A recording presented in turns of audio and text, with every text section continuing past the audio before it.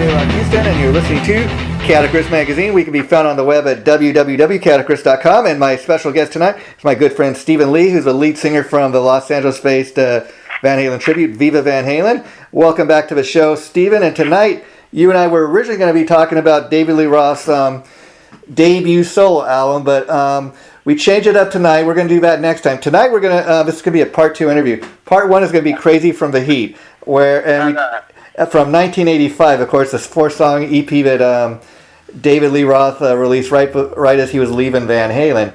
And the reason you and I are talking about that, there's a lot of reasons, because number one, you and I got involved in an online chat a few weeks back talking about this. And while I've been a longtime fan of Crazy from the Heat, the EP, and all the music from that album, I came to realize, first of all, that's one of these albums, for a lot of reasons, kind of a lot of people forgotten about. And I feel over years, it hasn't always gotten the attention that maybe it deserves. But more than that, we're going to start off talking about, first of all, the song "Just a Gigolo." That was the second single from the album.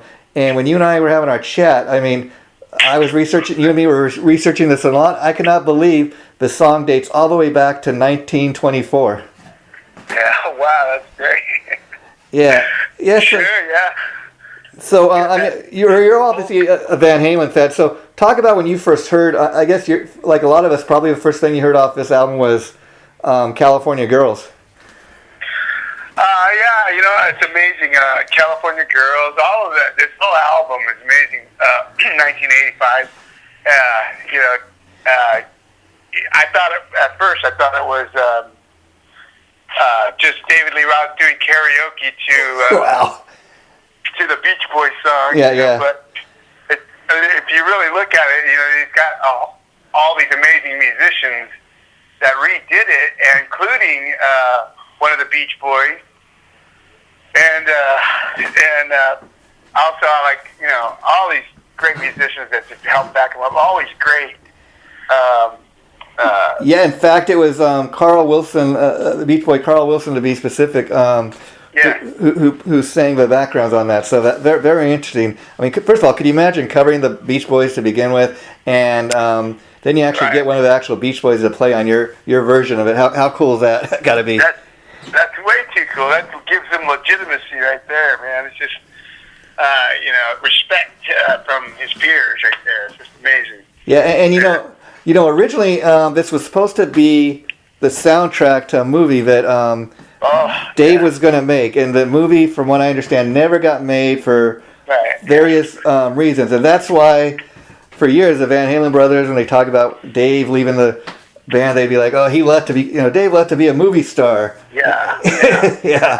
I just saw something like that on a group, a Van Halen group, and they were talking about that very subject right there, and a lot of people don't know that, what you just said, and they're just like, well, I know he was going to be in commercials in Japan and whatnot.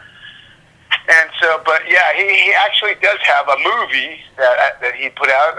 I didn't like it too much. Yeah. But it's still, that's my hero, and we got something right there from him as his art. Yeah, he's a very interesting cat. I mean, anybody that's really seen like that thing that he had on YouTube a couple years back and called The Roth Show. It was kind of him doing his Diamond Day thing, kind of just talking to the camera, and he'd be talking about all kinds of crazy topics, but people were very interested in it at the time, and it became one of the most successful things on YouTube ever. Yeah.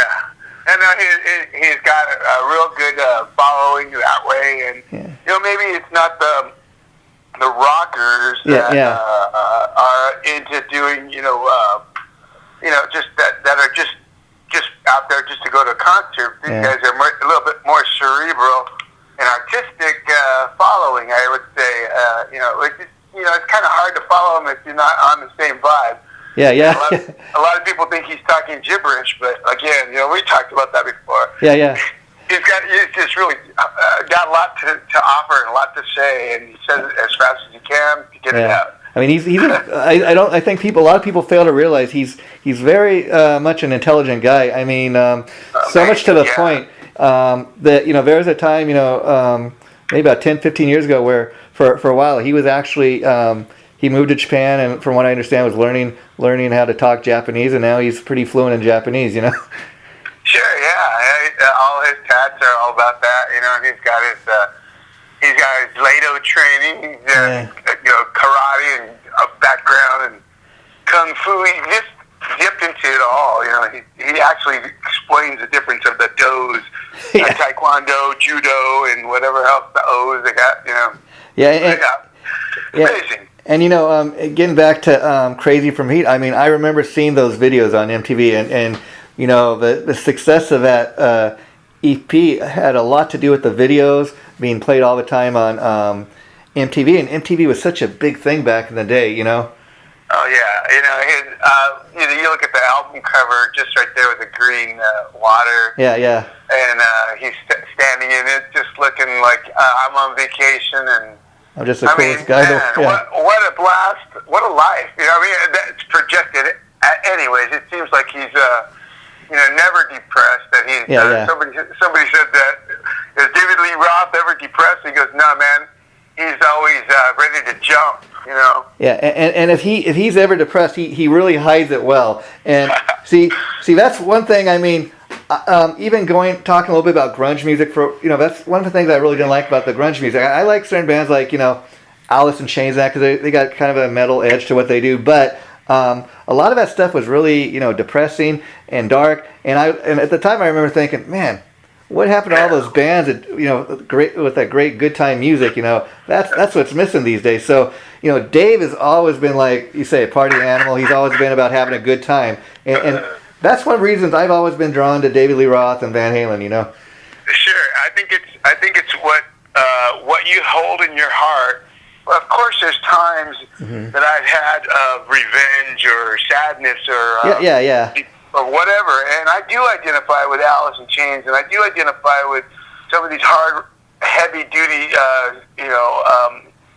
angry songs or whatever, and but I just can't stay there. I don't even think Metallica is mad anymore. Yeah, I hear you. I mean, you can only stay angry for so long, and it starts eating you up. I have to say, from personal growth, I know that myself. It burns to hold on to that iron, and so it's really refreshing to have these upbeat things. And like he says in Just a Gigolo, I think it is. He says, "I've been a poet, a pauper, a pawn and a king." Yeah. I've been. I mean, this is old lyrics from the other guys, but this is what he's projecting. And he's taking it from all the what did he say? 1924 came out. And, yeah. Well, see, here's the interesting thing about when I was researching the song is, and I got all this off of the Wikipedia about just the song "Just a Gigolo." It dates all the way back to 1924. The song originally was published in Germany. It was originally a song in Germany, and then when they brought it over here to the United States, I guess it first became a hit like in 1929. I'm not sure who originally, but the version that everybody else thought that Dave was covering was this guy named Louis Prima, and he was probably the one that's the best known other than Dave's. And they said that he added that's why it's called Just a Gigolo, Ain't Got Nobody. It's like two songs kind of meshed together. Yeah, it's super fun, and even like we were talking about the videos in MTV. I think he set the bar way up high. Yeah. And everybody, I just saw something on Armored Saint today, and even when I was watching the MTV back in the day, I mean, I liked Armored Saint, and they had the song "Can You Deliver," and they came out with their Mad Max cars and whatnot, and their armor and all that stuff. It seemed to me that even they took from David Lee Roth producing and directing of Van Halen's videos and from his videos. It seems like Twisted Sister. When the kid turns into "I Want to Rock." Yeah. So true. And he spins around it. All of that hilarity like a lot of that, Dave, this is how Dave does it, so let's do it, something like that. I mean, if you want to be happy, funny, and whatnot, you got a model right there of how to do it. I mean, going back to California Girls for a minute. I mean, you look at that video and it's about just having a good time, taking a trip to the beach. Who doesn't want to be there? I love it. Oh, I mean, who doesn't love the Beach Boys? Yeah. I mean, Christopher Cross sang backup vocals on it. Yeah. It's amazing. It's just what? It's who else is on there? Edgar Winter. Oh yeah, now let's get into Edgar Winter, because I know from being an Edgar Winter fan myself that the song Easy Street is actually originally done by Edgar Winter. Edgar Winter happens to play the sax on this version, but Dave does. I mean, again, getting the original guy to kind of back you up on your version of a song. How cool is that? Two original guys, Carl Wilson and Edgar Winter, and I mean, whoever he's blessed to work with, and he's like, and what's amazing about it is, like, I remember getting I got it, when it first came out in I got the cassette version when they still had tapes, but anyways, I remember getting it and going. I think I got it at a Music Plus store, when they had record stores back in the day, but what impressed me the most about all these guys that played on the album, it wasn't like you typically see where it says, special guest Edgar Winter and Carl Wilson. You had to read the liner notes to kind of see who played on the album, and I thought that's kind of cool. You have to dig a little deep to see who's playing on the album. Yeah, it's really cool. I mean that maybe it's a humility thing on all the other guys' parts. Yeah. That they're just allowing Dave to be the in front, and I mean, and they were happy to be there. I mean, it made him relevant again more. I mean, still, look at we're talking about them now, and this is what you do. You pay homage to the guys that came before you, and and like what's interesting about him covering Edgar Winter is, I dig the fact that he didn't go with the obvious choice, like, okay, we're gonna cover Free Ride, which how many people haven't heard that? He chose. Hey, that would have been fun. I forgot about that song. That's a great song. All of Edgar Winter's stuff is amazing. Johnny Winter too, Yeah. That was some good stuff, and we we borrow from the greats. I mean, Johnny Winter's got great blues going on and stuff like that. Dave's got amazing with the blues, and I mean, there's songs that I'm still discovering that he has. Yeah.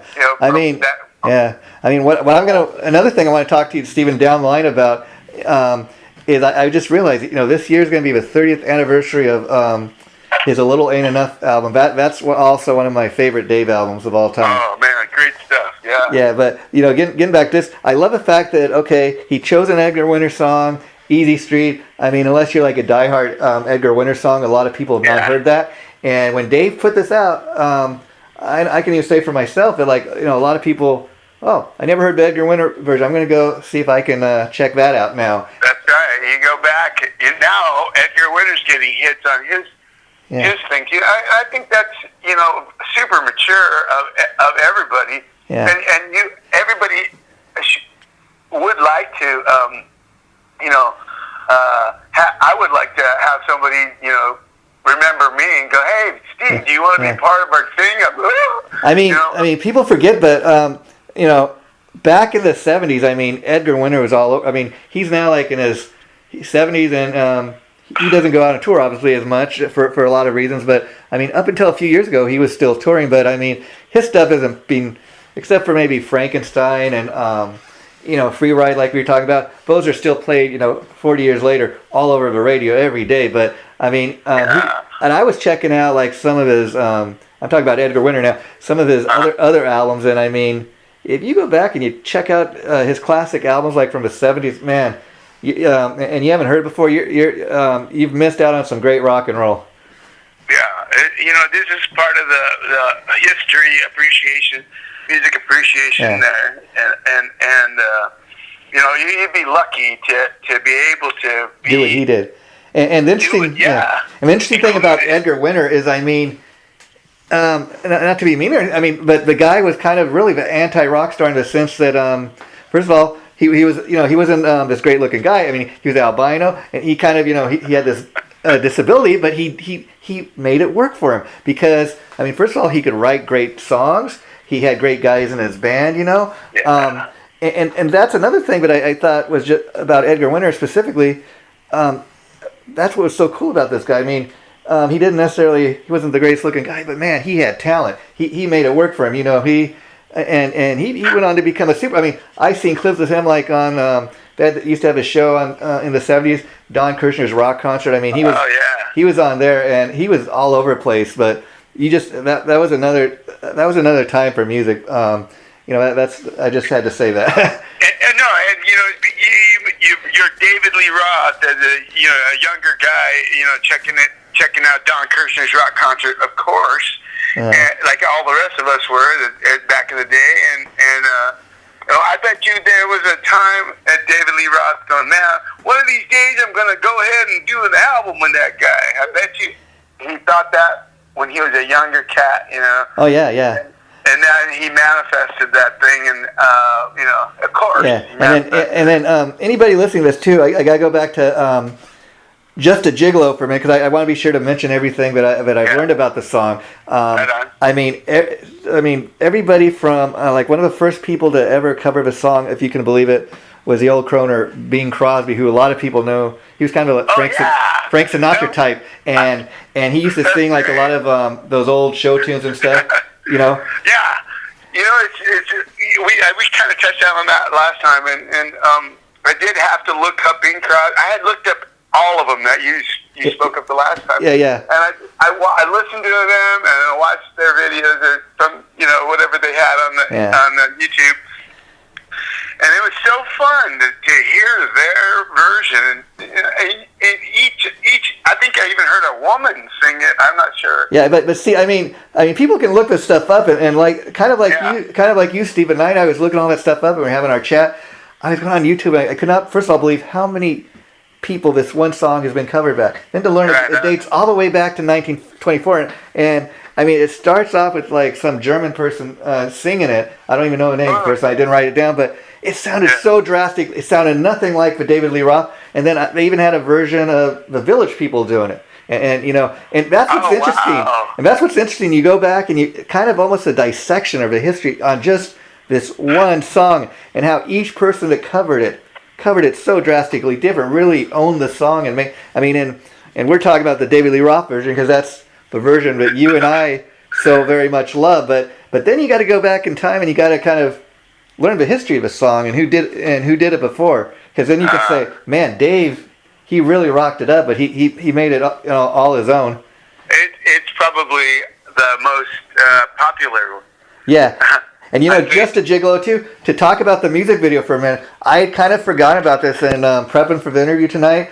I went back and I was reading up on it, on the album and that, and I totally forgot that if you look at the video, at one point in the video, there are kind of different musicians that were really popular, like Boy George and Cyndi Lauper, great stuff, and Michael Jackson, and you kind of just, you almost think, well, Dave must have known something, back in for one thing, Michael Jackson's no longer here.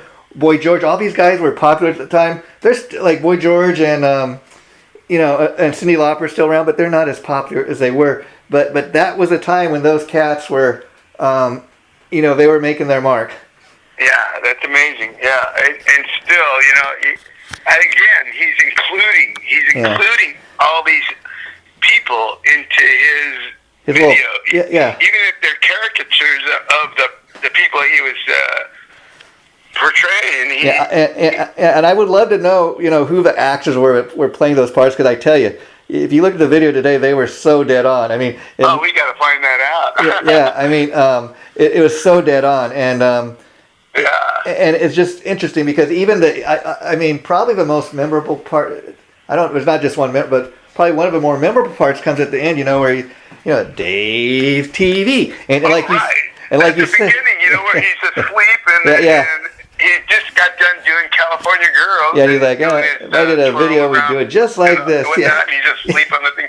Dave, my kids would just absolutely love it if you give me your autograph or something. Yeah. Hey, this is Dave TV. Oh God, I mean, I totally expected Dave TV to be take over MTV. Yeah, I'm really surprised they never had done that. But he was on the road at the time, and he was selling the albums early on in the solo career. But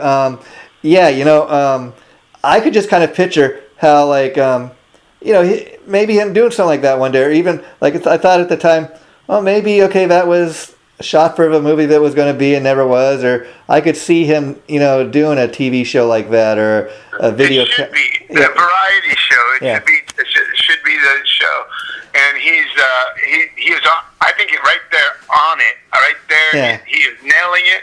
But with all the Van Halen and maybe the Sammy Hagar thing, it just kind of was another battle that you take on rather than just go with your original thought. And like we were saying, all over the place, And like you were saying at the time, Van Halen and David Lee Roth, for the most part, great good time music. Really, I can't think of a Van Halen song that really brings me down. Not really until you get to maybe 1995 with Sammy Hagar, and it was a great song. But like the song "Don't Tell Me What Love Can Do" off of Balance, that's a little dark, And then another one they did that was kind of dark with Sammy was, although I love the song, was on the Greatest Hits album, "Human Beings." I was going to say "Human Beings." Yeah. I was a little while ago, I guess, when it came out. Yeah. Whenever that was, one of the bands I was in, they wanted to do that song "Human Being," and I'm like, God, I just. Yeah. I didn't get it. I didn't get it at all. But I liked the movie. But what was that movie? Twister. I just felt like they were. I think they did it for the movie's sake. It felt like that. But I will tell you though, the lyrics I thought were very fitting at the time, only because that's around the time the band was kind of starting to fall apart with Sammy. And I remember listening to the track initially and thinking, and especially when I saw the video, you see Sammy and Sammy and Eddie looking back, and man, you can feel the hate, or you can feel the vibe. You can sense it.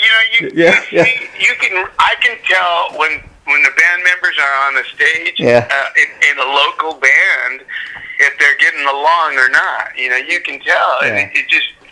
And you can tell when they're happy together and they love each other and they're bros, and then all of a sudden there's something, and that's not jiving or whatever. And it projects from the stage, and if you're doing that in a video, it projects, and it's just so on. And it's just, some things just don't last forever. The fires that they had as Van Halen, and I'm really glad. Really, really, really glad that they ended up with Dave and together. Yeah. No matter what anybody says, I feel personally that was healing for them. For me it was. I mean, just think about Michael Anthony. I mean, even we talk about Sammy Hagar, and we've been reading a lot about how him and Eddie finally had a chance to kind of patch up their differences before Eddie died, and that's so cool. But then. Unfortunately, I've been reading Michael Anthony. I never got that chance. But and even for Dave, it's kind of cool because I've been hearing the last couple of years, ever since they got back, that friction's kind of still been there. But then you can kind of feel they had a respect for one another, or kind of even a brotherly thing with Dave. Because I mean, like you and I were talking last time I interviewed you. I mean, I remember seeing, when Eddie passed, I mean, everybody was saying Dave hadn't put out a statement. He waited a few days. I think he really wanted to think about saying the right thing. And it was so amazing because with just like a few words, he said it all. Like he said something, he put a picture of him and Eddie, on his side, and he said something about, it's been a long, great road, pal. I thought, man, I like to be like I wouldn't want to do with anybody else. Something like that. I got to look that up too. But they're brothers, man, and I mean, you grow up with your I mean, like it's similar. I mean, it's an analogy that I don't really want to use, but here it goes. your first love. Yeah. Your first love, that only happens one time in your life, and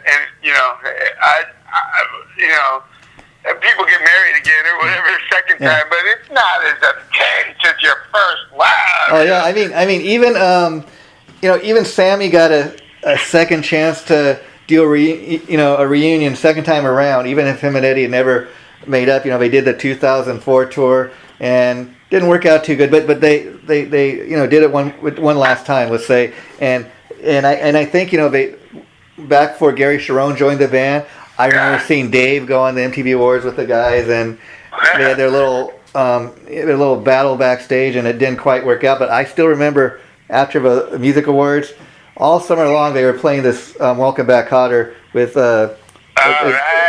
Dave, like in the video, and you're thinking, okay, they're coming back, and and they were coming back. They just had that, like I said, okay, let's just say they were putting a girlfriend or a husband and wife analogy. Yeah.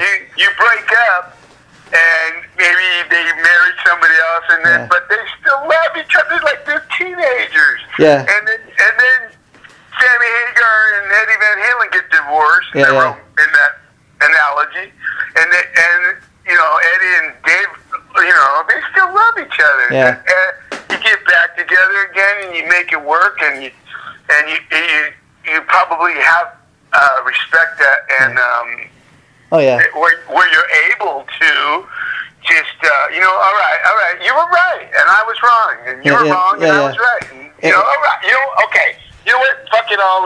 I love you. Yeah, and let's write the music.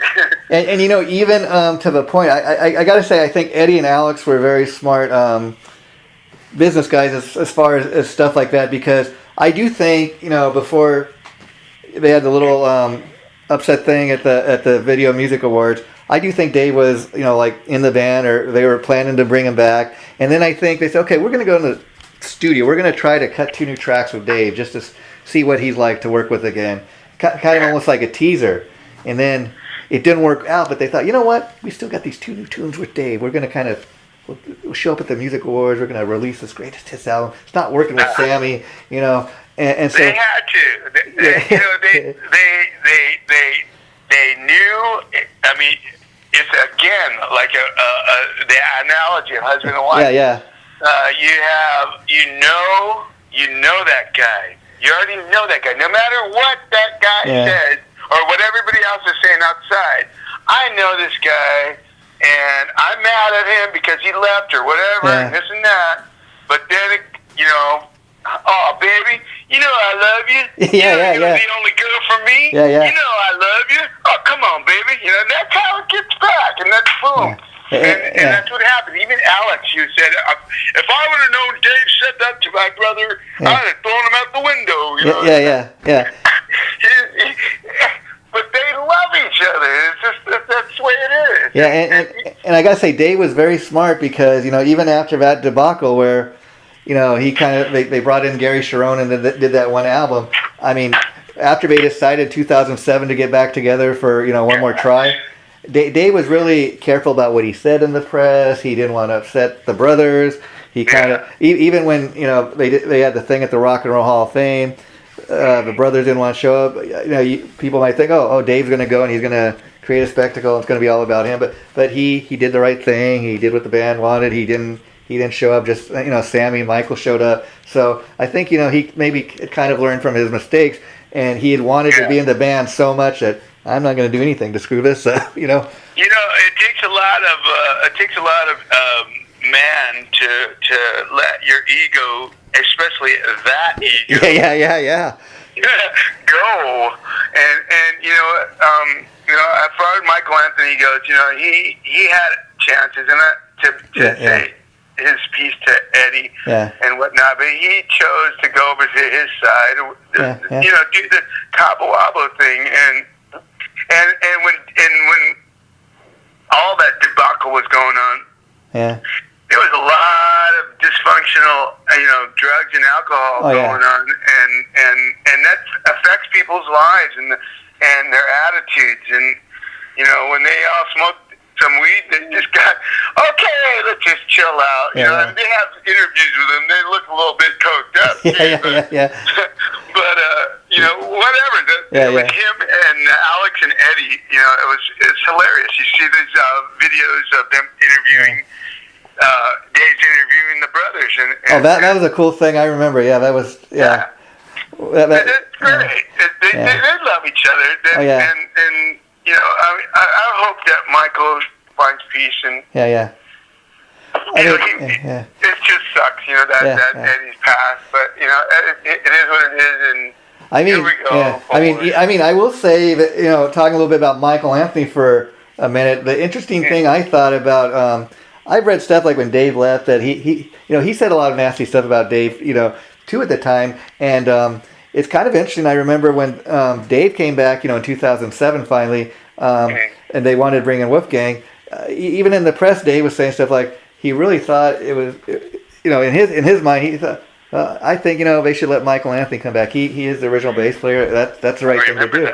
And I thought, wow, you know, that's pretty impressive for Dave to kind of have that. You know, I remember that, and I think that I felt at the time thinking that Dave was going, I don't know about this, if this is going to work. I don't think the fans are going to buy it. You know, I don't think Dave really wanted that either, but, you know, when you got Wolfie and there's 3 Van Halens right there, what are you going to do? Oh, yeah. You're Uncle Dave. Yeah. And the thing I'm going to end with Michael Anthony on is I remember, too, another surprising thing that Dave did, you know, after, not that Michael Anthony had ever said anything nasty about him, just kind of, you know, he wasn't his favorite guy at the time, which, whatever. But I remember a few years back when Michael Anthony's grandson, who suffered from a heart condition, he was very young, just, I think, a few months old, died of some kind of heart attack. And Dave made I forget how much, but he made a huge donation, like, in the grandson's name. And Michael Anthony, I thought, which was pretty impressive, he even reached out to Dave and said, wow, you know, Dave, you know, thanks for doing that. That's really great and very thoughtful. And I thought, wow, you know, that, again, showing Dave's kind of, what kind of guy he really is, you know. Well, no, he is a loving guy, and he really expresses that time and time again. And he says, you know, one of the great things I get to do is make people smile for a living. I mean, that's just, you know, good stuff, man. And you know, like I said, you know, a lot of drugs and alcohol, and we're in everybody's life, and you know, you can see it, and just look, and hopefully, you know, a lot of the guys, you know, just mellowed out, and hopefully, you know, they got their brain back, you know, back, you know, and but you also, your brain is stretched out, you know, stretched out, and hopefully you can just you know, see love and, you know, fun and doing that, giving people smiles for a living thing, you know, you're giving. Yeah, and you know, David Lee Roth has always kind of had that attitude, like, I can't really think of a, you know, anything real nasty he ever said about or did. I mean, even when he was kind of out with the brothers, I remember when Eddie first got diagnosed with cancer, Dave's father was a doctor, and so he had referred Ed to go see some cancer specialist. He said, hey, Ed, I heard what you're dealing with, you know, I wanted, you know, just give you a name of this doctor, maybe you go see. I thought, hey, that's kind of cool, you know, reaching out to your brother, so to speak, you know, and helping out like that. Yeah, you know, with all the stuff that was going on, you know, it's hard for the brothers to deny how good Dave's EP was. You know, if they said it wasn't any good, they'd be lying, because it have amazing musicians on that. You know, Coconut Grove. Oh yeah, Coconut Grove. Now that's the 4th song, and we got to talk about that for just a little bit, because it's the final track on there. I will say, probably, I don't want to say it's my least favorite, but of all the tunes, I probably listen to it the least. I don't know why, but it is a great tune. It is perfect tune for Dave to do a cover of. I mean, I was looking it up, and I think the original band was called Loving Spoonful, yeah. Lovin' Spoonful. And I went back, and it was kind of interesting. But I like that interesting choice of a song to cover. But again, you listen to Dave's version, and he kind of, he really kind of, it's not really too much of a rockin' tune, but he rocked it up the best he could. It's such a Dave tune, if you know what I mean. Yeah, he did Baker Street. He covered Baker Street. Who's that guy? Yeah. I'm like, this is David Lee Roth. This quiet little town, and they forget about everything. I'm like, what? Yeah. I remember that all these songs were released. Yeah. But like you said, they weren't my favorite songs. However, with his cool voice on top of it, he made it his own. Better. He made it better than the original. Yeah, exactly. He made it a cool tune, Not that it wasn't, but he just kind of. Right. Somebody who's a rock fan, that's not such a bad tune. Okay, that's cool. Yeah. And he's paying homage to his heroes that he probably saw at Don Kirshner's rock concerts and stuff like that. You grew up with these songs as a kid. I mean, I grew up with Elton John and all these great stuff. I mean, all these crazy great. Yeah. If I ever got the chance to meet Elton John or sing with him or David Lee Roth or whoever they have my heroes, wouldn't that be great? Oh, sure would. And or cover their songs, and then I get recognition. But what I'm really telling you is that Elton John is one of my heroes. Oh yeah. I mean, that's cool. That's cool. I mean,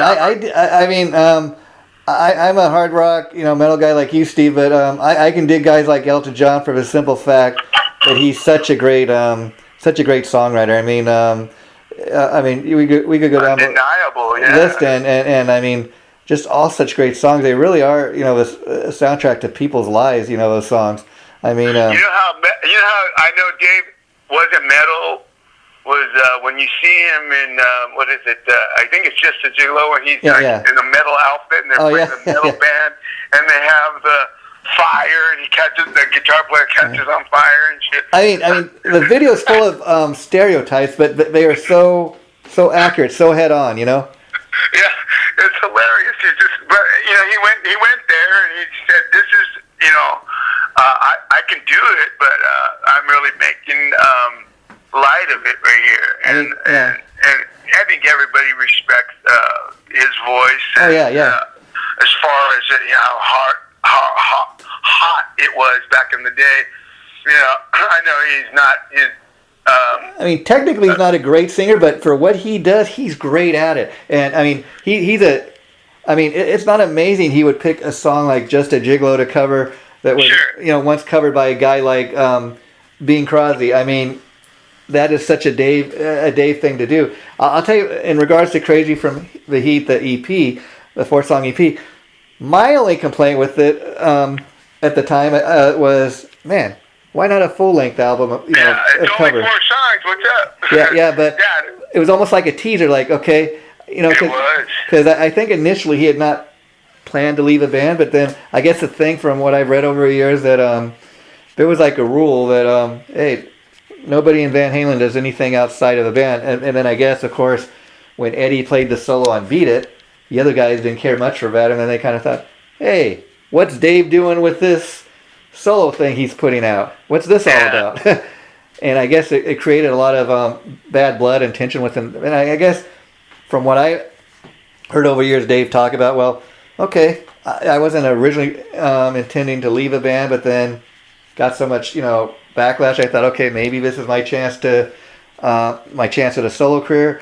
And he said, I want to get back in the studio. And these other guys, especially the brothers, they were really into their addictions and stuff at the time, and he's like, they weren't really wanting to get in the studio. I said, okay, whatever. You really can't have a body like Dave's and be too much into addiction. The addictions will break you down real fast, and there's an analogy that I use is a race on the movie, what is it, Gattaca? Oh, yeah. The brothers are swimming out in the ocean, and whoever decides to wimp out and go back, you lose. But one brother, he said, I never saved anything for the swim back, and this is how I won. Yeah. And this is Dave's whole fucking life. He didn't save his voice. I mean, he just opened up and shouted out, never tried to sing.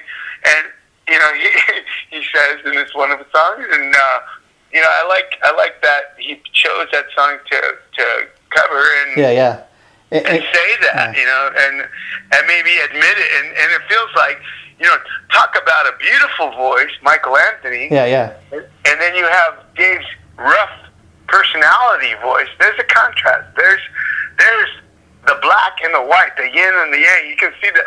Oh, they go together. Oh, wow! Look at that. Yeah, how beautiful it sounds together. Michael Anthony's beautiful backup vocals. Oh, what is it? One song he goes, I heard the angels sing. You can hear the angels singing, and then you hear Ed and Michael singing backup vocals as angels. This is what they portray. How beautiful they sound. And Dave's like, the Louis Prima on Earth. And yeah. I mean, it's amazing because, I mean, like you said, I mean, people forget in 1985 when David Lee Roth left Van Halen. Not only did the band probably at the time, but the fans. I mean, I could say for myself, oh my God, David Lee Roth is out of Van Halen. I love this new 4-song EP he's put out. But man, what's Van Halen going to sound like? What are they going to? Who the hell's going to replace David Lee Roth? And see, honestly, I listen to Sammy Hagar songs. And I listen just to Sammy Hagar songs, right? Yeah. I Can Drive 55, Tequila, whatever. And, the musicality is not there compared to Van Halen. And, you talk about Romeo Delight and whatnot like that. These are amazing musicianship songs and amazing feats of vocal gymnastics. And then you have, I like Sammy. I like him. But the musicality from where he came from was more simple than the brothers. And then when he got with the brothers, they beefed up. Oh yeah, I mean, 55. I don't know why I want to say Sammy saved Van Halen, but he, in a way, he did only because at that point, I remember even hearing Alex and Eddie talk over years that initially when Dave left, we were kind of like thinking too, oh, who are we? Okay, maybe we'll just write a bunch of songs and we'll get like a guest singer for to appear on each track, and we'll do that. We'll do it that way. But that was totally, I think, and even they realized the wrong way to go. I mean, and then even Eddie accidentally, he had the same mechanic, I guess, as Sammy. That's how they kind of hooked up with Sammy. But think if that had not been, if he never hooked up with Sammy, who would they have got? But you just don't know. They're looking at Patty Smythe. Yeah. Stuff like that. It's like, get the hell out of here with that shit. They have a picture of Bruce Dickinson giving the camera like, because Eddie's, looking at Patty Smythe like she's the next thing, Yeah. No freaking way, dude. Yeah. Patty Smythe knew that too. She's like, no. Yeah, I don't think so. Yeah.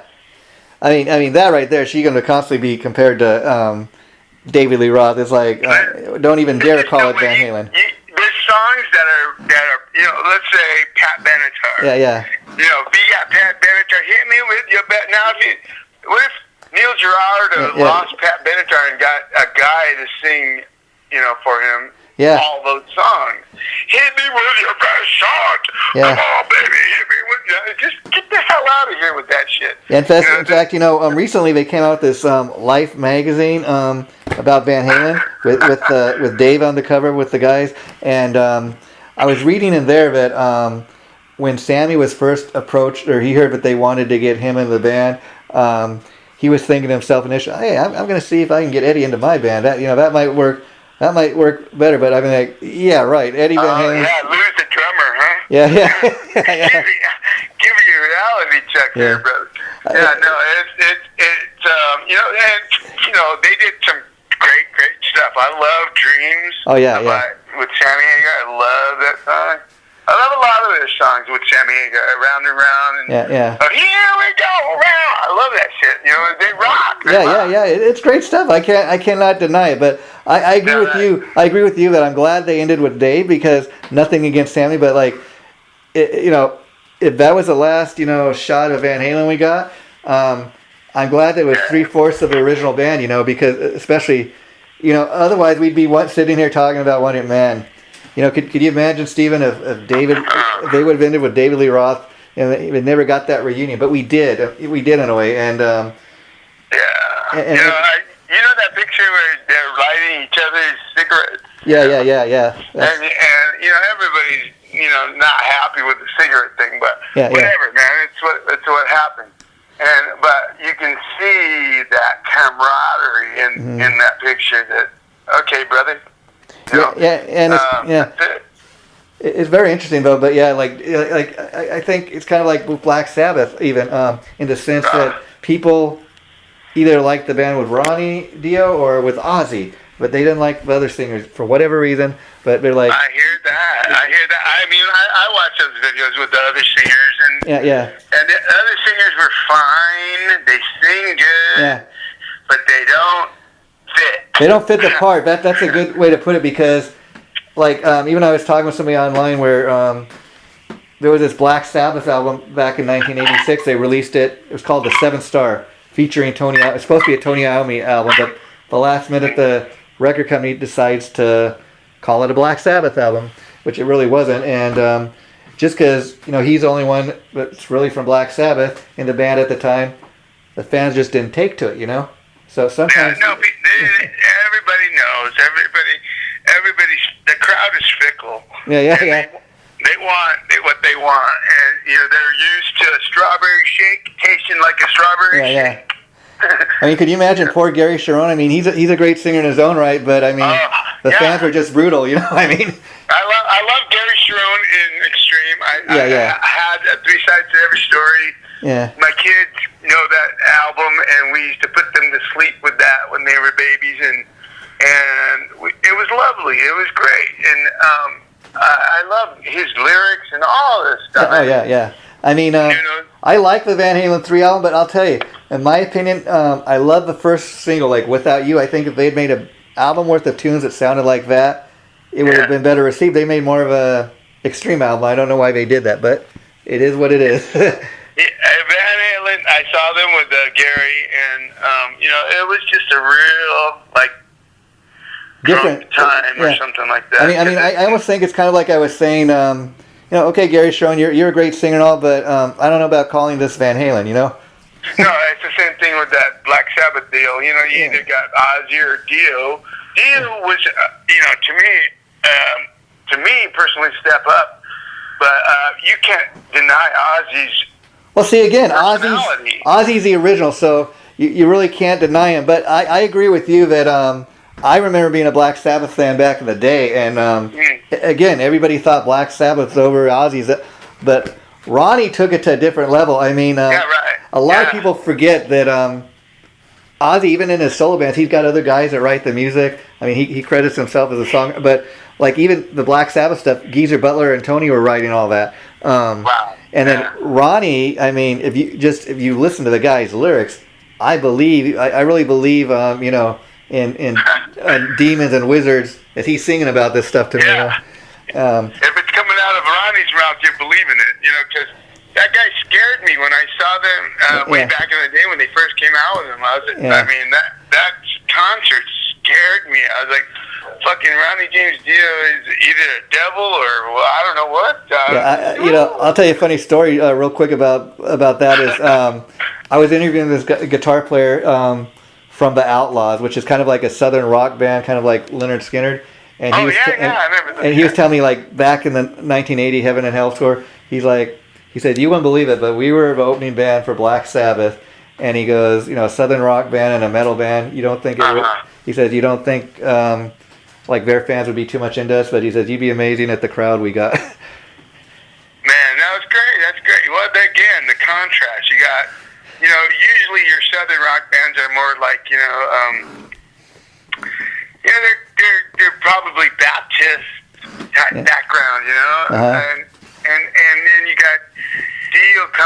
you with this, I'm going to hell with all of you, or something. Yeah. What?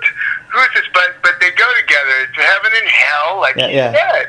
Yeah. It's heaven and hell together. That's the contrast. Yeah, and getting back to David Lee Roth, I just got to say, I mean, I remember when the Crazy from the Heat came out, and I mean, it was all over MTV, and again, my only other complaint was, man, do a video for other two songs, but probably the budget and the money at the time, but Dave was still very, I mean, that was the start of his solo career, and he was all over the place, and then I do kind of think the EP set it up for the next album, Eat 'Em and Smile, and then the cool thing, I think, when we talk next time about Eat 'Em and Smile is where this was kind of like just a fun little project, and he got some musicians to play on the tracks that weren't really well known, kind of just studio session guys.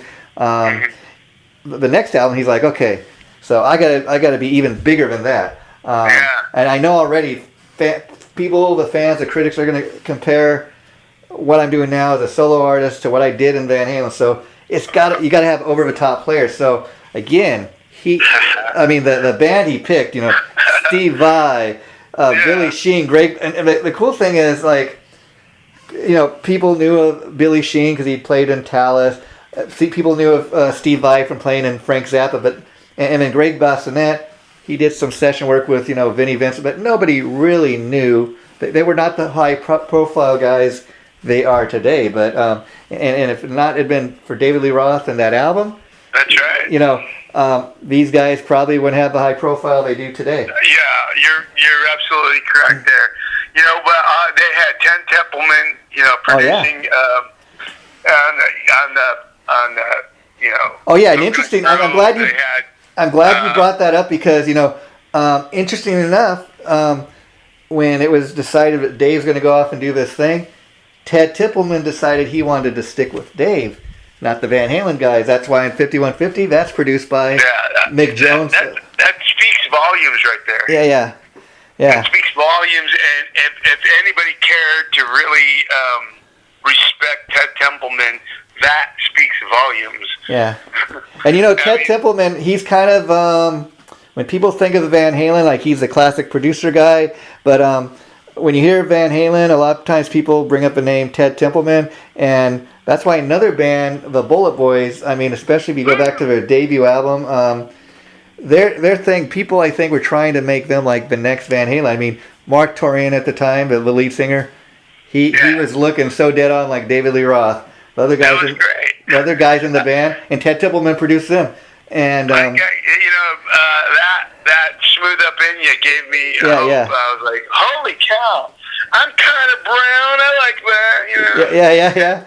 And it makes me feel like David Lee Roth's not so far away. Yeah. It's just so wonderful that Ted Templeman was doing all this production and working with these cats and believing in these cats, and the Bullet Boys were really fun and really good as far as their produced videos. Maybe not as much on stage. They didn't sell it, I mean, I will say, going back to that debut album, very much like the Van Halen debut, I mean, at the time, they were all over MTV, and people fail to realize, I think, these days that the Bullet Boys were this band that kind of got formed on the ashes of drum legend Carmine Appice. He had this band, King Cobra. They were like really glammed out. And some of the guys came from that band, and then they found Mark Torino. He's looking like David Lee Roth. These guys could be the next Van Halen, and they were really molded to be that. I mean, and if you listen to that debut album, it's still a classic sounding now. Probably the best thing the Bullet Boys ever did. And to this day, they are compared. Right, everything they've done has been compared to that album. And everything they've done. It's at the real high caliber. Bar that they set for themselves. The thing is that the songwriting, again, you could be the greatest guitar player in the world, Yngwie or whoever. Yeah. And if you can't write these songs that everybody wants to sing along to, most people they cannot guitar along to. Most people they cannot bass along to, or drum along to, but they can sing along to. And that's where David Lee Roth and Ted Templeman came in. Yeah. And I will say this, I don't know if you've, the last couple of days, you've been seeing, probably like me, clips, this interview that was recently released with Alex Van Halen that he did, I think, for Modern Drum Magazine before Eddie died. I mean, he's been making comments about, one section of interviews, he talks about the difference between Dave and Sammy. He's like, Sammy's a great writer. He writes lyrics and that. He's got a great sound. But Dave, he's an entertainer. Dave, he comes up with kind of just crazy lyrics, but he's great at what he does. And he was a part of the original band, so he brings that to the band. They're two totally different singers. And he says with both of them, they're so kind of, they got. I'm not using the exact words, but the thought was that they're such big personalities, each of them, that when they come to the studio, they write a song and they present it to the band. You kind of maybe don't necessarily like what they're presenting, but okay, I can do something with that. And by the time the band gets done recording it, I'm going to make that my song, And he's like, and it's kind of interesting. They were talking too about the fact that Eddie and Alex were really, especially very much addicted to alcohol. Eddie struggled with drug addiction as well. But how they got started drinking was very early on. I guess Eddie, because their father was a musician, he's like, Dad, he goes, I dig playing music, but I kind of get this stage fright when I'm up there. I get these nerves, initially. And he's like, is there anything you can do to kind of, calm the nerves? Yes, son. And he gave him a glass of vodka, and he goes, right there we were hooked on the alcohol. Right, I saw a picture of Jan. Today, Jan Van Halen, Jan Van Halen. Yeah. And he looks totally drunk. He's In fact, I mean, I love the guy, and whatever. I don't care whatever anybody does, but that's for their own health, whatever, in fact, Alex kicked the alcohol and drugs years ago after their father died, because I guess his father had become such a alcoholic, but it really had to do with the cause of his death. He's like, I don't want to go out like that, That's and, right. And Ed struggled a lot more. I've even heard I read in Sammy's book where he's talking about Ed Van Halen when he's not when he's not drinking or anything. He's the nicest guy, but he's he got really heavy into drinking, and it just made him a different person. He got mean. He started holding grudges and stuff. He's saying so much to the point that everybody though. Yeah. And this is what I'm going to say about Michael Anthony and Sammy Hagar. They're totally drinkers, and they're totally. Yeah. And they're doing a little bit more than that too. Maybe it's whatever. But I know that if Eddie's trying to quit, and Alex is trying to quit, and Michael Anthony and Sammy Hagar are all about Mas Tequila. Oh yeah, I totally agree. I mean, how can you have your Mas Tequila brand and Cabo Wabo, and we know Sammy's a heavy. I think the only not saying one's better than the other, but I think Sammy was able to control it better. Whereas it shows. Sammy doesn't look so healthy. Yeah. And Michael Anthony, if you look at him now, there's something going on. I mean, Michael Anthony he's always had kind of an issue with his weight. He goes up and down. He's looking a little healthier last couple of years. I don't know, but you're totally right. Dead on. But, this is what they need. I mean, I don't know that Dave wasn't. Well, I would say if Dave was an alcoholic, it wouldn't look like the way he does. You can't have a body like that and be an alcoholic. I mean, you're got disciplines. I mean, you can drink. People drink. People do drugs and so on, and but to what extent?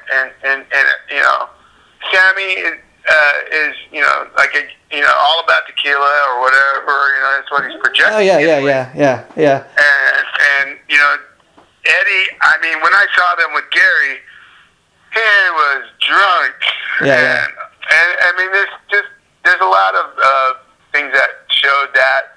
But Eddie, and I'm so thankful that Eddie kicked it finally. Found his way around that. It's hard. It's a hard thing, you know. And, the kick, yeah. But they, you know, with the help of Wolfie, yeah, his son and his brother and Dave, yeah, you know, they were on a healthier path. Yeah, I mean, I do agree with what you're saying in regards to you know, Wolfie, because even they were planning, like you and I talked last time when we talked about having this kitchen sink tour with Dave and Sammy. They're going to come out and, you know, do like each a set or something of their songs, and it was actually Wolfgang who said, you know, hey, come on, Dad, you know, I want to go do my solo. I think, you know, just listen to me. I think you should really consider, you know, giving Michael Anthony a call. Try to make up with him. Let's do this. And it was in the working stages, but of course, then Eddie just got sicker and sicker, unfortunately. Yeah, you know, you know, people know that. Yeah. Everybody, we're not even in the band, and we kind of knew that. Yeah. You know, so you gotta be. You know, I just know that, you know, overindulgence in alcohol makes you blame people. It makes you, you know, hold on to grudges and stuff like that. And, you know, that's a shame, but that's what happens. Yeah, and well, I will end on. We're going to end on this, I guess. And Stephen is, I can't wait to see what Wolfgang comes out with. You know, as far as his debut album, it's supposed to come out later this year. So. I've been digging, you know, the few tracks he's put out so far, but I also dig the fact that, like, you know, he's got fans tell, oh, you know, I bet your album's gonna sound just like Van Halen. He's like, no, I don't want to sound like my dad. I want to be me, you know. And I think that's cool. You know, he's not living off of his dad's legacy. He just kind of wants to do his own thing, which again is such a Van Halen thing, such a David Lee Roth thing, you know. I wonder if he'll have Ted Templeman help him out. Yeah, you know, I don't know, that'll be interesting. Yeah, that would be nice. Yeah. And you know, even when you and I talk, you know, again down the line, I think that's, again, you know, if you go to we're talking about Crazy from the Heat tonight. Next time we're gonna be talking about Eat 'Em and Smile. Those kind of sound a lot alike because you got Ted Templeman in the studio. I think it was when you know, he started working with different producers, because if you go check out each of the solo albums he did, they each have like their own kind of different character, if you will, but it's all David Lee Roth. Like you know, it's amazing the different feel that you get from those albums. Yeah. It's different. I'll tell you what I'm waiting on next from him. I hear that him and John 5 have this album kind of in the can. They've been kind of holding off on because Dave was back in Van Halen, but I hear hopefully it's going to come out soon. Wow, that'd be interesting. I just saw Michael Anthony and John 5 doing the You Really Got Me on video yesterday. Well, anyway, Stephen, I want to thank you for doing this. Was so much fun, and I will. This interview is going to probably be going up early February, which is just the next week or two. Once it goes up, I will be sure to let you know, and then eventually I'll hit you up and we'll do part 2 of this, which is going to be Eat 'Em and Smile. That's going to be a lot of fun to talk about. So thanks for doing this, and let's keep in touch, buddy. Right on, man. I want to hang out with you sometime. Well, yeah, one time when once things start to open up and you guys do a show, I'm going to come to your show. Right on. Take care, buddy. Bye-bye. Take care, brother.